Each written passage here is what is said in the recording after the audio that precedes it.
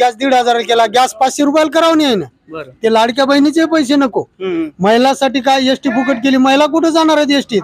Gas फुकट करायचा ना. अर्ध तिकीट केलं, आता एक सरकार मध्ये फुकट करतो, हे म्हणता आम्ही 1500 2100 करतो, म्हणजे लालच दाखवण्याचे धंदे झालेले. बरोबर. आम्हाला सरकार कोणतं आलं ते चालेल, फक्त एकमेव माणूस महाराष्ट्रात म्हणलं तर उद्धव ठाकरे माणूस चांगला आहे. जे शब्द बोलला ते करते. फडणवीस सारखा लुचाड माणूस नाही. ते माणूस म्हणजे बोलायचे एक निकष लावण्यात कोणीच शेतकऱ्याचं कर्जमाफीत बसत नाही. निकषच लावत गेले. कागद कोणते कागद द्यावं शेतकऱ्यांना? ठाकरे सरकारचं कसं होतं, अंगुठा लावला पैसे खात्यावर. त्याच्यासाठी सरकार कुठलं आलं तर शेतकऱ्याचं काहीतरी भवितव्य करावं हीच आमची इच्छा आहे, बाकी काही इच्छा नाही आम्हाला. शेतकऱ्याचे प्रश्न मार्गी लागले. बरोबर, ठीक आहे. आश्वासन दिले, याने केलं नाही. बरं, शिंदे साहेब जर परत निवडून आले तर ते पण करतील ना? शिंदे साहेब देतात लाडक्या बहिणीला 1,500 रुपये. मतदान खाणारा जे उभा राहते उमेदवार ते मतदान खाणारा असतेच. बरोबर. 2 एकरचं घर बांधलं, आराम करावं. 10 पिढ्याला पुरतं त्यांना. काय म्हणता, कोणाची हवा आहे सध्या इकडं? काही सांगता येत नाही मला. नाही. बरं, आपल्या शेतकऱ्याचं सोयाबीनचे कापसाचे भाव काय कापसाला कापसाच्या काय असेल ते असो, पण सोयाबीनला 4,000 म्हणाले. सोयाबीनला 4,000. बर, तुमच्या वेळेस होतं का असं काही? त्यांना होतं, पण नवीन हे आले ना. हो. काय तुमचं काय पगार वगैरे चालू आहे का? तसं काय शेती किती? शेती आहे, पगार नाही. हे गाव कोणतं? माझं नाव रमेश लक्ष्मणराव टवले. बर. मुक्काम पोस्ट बाबुळगाव, तालुका सेनगाव, जिल्हा हिंगोली. बर. सर्कल वगैरे कोणते येते? हे बाबुळगाव सर्कल आहे. बाबुळगाव सर्कल. काय सांगसाल काकाचे काही शेतकऱ्यांचे सोयाबीनचे भाव असतील, कापसाचे भाव असतील, सुटले का आता लोक? शेतकऱ्याचा प्रश्न आणखीन सुटलेला नाही. बर. आणि कापसाला भाव कमी आहे. एकनाथजीराव मुटकुळे यांनी मुद्दाम होऊन वगळलेला आहे, जिल्हा वगळलेला आहे. बर. आणि पीक विमा पण मिळालेला नाही आतापर्यंत.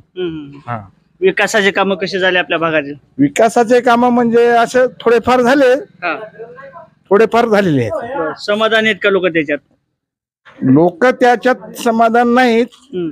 त्याच्यात. बरोबर. मराठा आरक्षणचा मुद्दा असेल, मराठ्याला मराठा आरक्षणचा मुद्दा तर तानाजीराव मुटकुळे यांनी फेटाळलेलाच आहे. हो. त्यांनी काय ते बोललेच नाही ना आरक्षणाबद्दल. बरं, आता यावेळेस निवडणूक कशी असणार आहे या भागातील? कोणी निवडून, कुणाला लीड असेल काय निवडून? आता कोणी हे सांगता येत नाही, पण आता यावेळेस निवडणुकीचं म्हणजे फार अवघड आहे. सगळे उमेदवार तगडे आहेत आणि मतदाराला पण कळलं की निवडणुकीत कोणाला मतदान करावं अशी. बरं, इकडे लढत कशी असेल? आता सुलतानकर आहेत, त्याच्या बाद रमेश शिंदे आहेत, तानाजी मुटकुळे साहेब आहेत, अपक्ष उमेदवार थोरात साहेब आहेत. कुणाला लीड असेल काय वाटतं असं एकंदरीत? आता लीडचं नक्की काही सांगू शकत नाही. बरं. पण सर्वांना थोडंफार मतदान मिळेल. बरं. लीड म्हणजे असं कोणी ब्रह्मदेव सांगू शकणार नाही. बरोबर. व्यक्तिगत आपलं काय मत येते?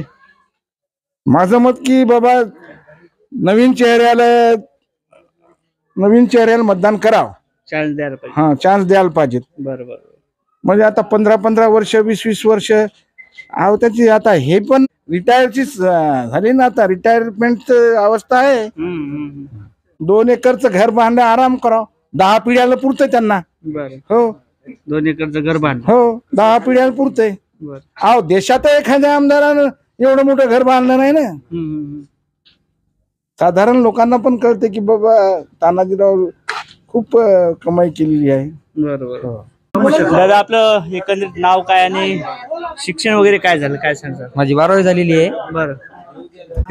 बरं. बेरोजगाराचे काही प्रश्न असतील, मराठा आरक्षणचा मुद्दा असेल किंवा 18 पगड जातीचे काही समस्या असतील, या संदर्भात काय सांगसाल? काय वाटतंय?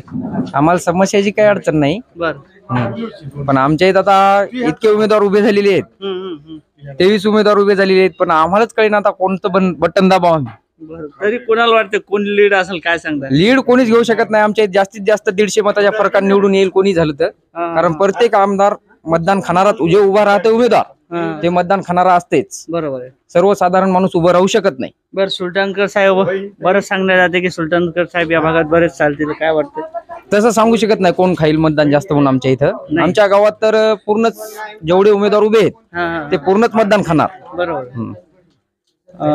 शेतकऱ्याचे प्रश्न मार्गी लागलेत का? शेतकऱ्याचे प्रश्न उद्धव ठाकरेच लावणार, दुसरं कोण लावत नाही. बरं. उद्धव ठाकरेकडे आपली अपेक्षा आहे का? हो. ते नक्कीच मार्गी लावले. बर. समस्या फक्त 3 लाख रुपये पहिल्या ठोक्याला ते बोलले होते, 2 लाख रुपये कर्ज माफ करतो. पहिल्या ठोक्याला शेतकऱ्याला समस्या मिटवली त्यांनी. आणि यावेळेस बी तुम्हाला सांगतो त्यानं 3 लाख रुपयाची मागणी मांडलेली आहे आणि ते 100% आल्यात नंतर करणार झाली. आता भाजपनं पण तसं त्याच्या जाहीरनाम्यात दाखवलेलं आहे. त्याबरोबर आपले उद्धव ठाकरे साहेब असतील यांनी सुद्धा तशा प्रकारे मांडलेले. नेमकं काय वाटतं की नेमके उद्धव ठाकरेच का आपलं कर्ज माफ करतात? त्यानं कर्ज माफ केलं ना, बरं त्यानं आश्वासन दिले, बरं त्यानं केलं नाही. बरं. शिंदे साहेब जर परत निवडून आले तर ते पण करतील ना? काय शिंदे साहेब देतात लाडक्या बहिणीला 1,500 रुपये, बरं वसूल करतात 1000 रुपये. बरं.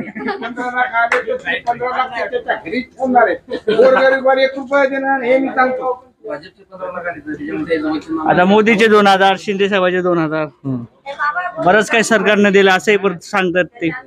होतं मग लाडक्या बहिणी करतील ना मतदान त्यांना. बरं. लाडक्या बहिणी करतील. दादा काय सांगतात या समोर? काही सांगायचा विषय म्हणलं तर काहीच नाही सर. हा हा हा कोणताही नेता आला तर आमची एकच इच्छा आहे, हा. शेतकऱ्याच्या मालाला भाव द्या पाहिजेत. बरं. ही आम्हाला लाडकी बहीण नको, काय नाही. लाडकी बहिणी 1,500 रुपये द्यायला, गॅस 1,500 केला, गॅस 500 रुपयाला करावं नाही ना. बरं. ते लाडक्या बहिणीचे पैसे नको. महिलासाठी काय एसटी फुकट केली, महिला कुठे जाणार आहेत एसटीत? गॅस फुकट करायचा नो. अर्ध तिकीट केलं, आता एक सरकार मध्ये फुकट करतो, हे म्हणता आम्ही 1500 2100 करतो, म्हणजे लालच दाखवण्याचे धंदे झालेले आहेत. बरोबर. आम्हाला सरकार कोणतं आलं तर चालेल, फक्त एकमेव माणूस महाराष्ट्रात म्हणलं तर उद्धव ठाकरे माणूस चांगला आहे. जे शब्द बोलला ते करते. फडणवीस सारखा लुचाड माणूस नाही. बरं. बरं. ते माणूस म्हणजे बोलायचे एक निकष लावण्यात कोणाच शेतकऱ्याचं कर्जमाफीत बसत नाही. निकषच लावत गेले. निकषच लावत गेले. कागद कागद कागद, कोणते कागद द्यावं शेतकऱ्यानं? ठाकरे सरकारचं कसं होतं, अंगुठा लावला पैसे खात्यावर. त्याच्यासाठी सरकार कुठलं आलं तर शेतकऱ्याचं काहीतरी भवितव्य करावं हीच आमची इच्छा आहे, बाकी काही इच्छा नाही आम्हाला. शेतकऱ्याचे प्रश्न मार्गी लागले. हा.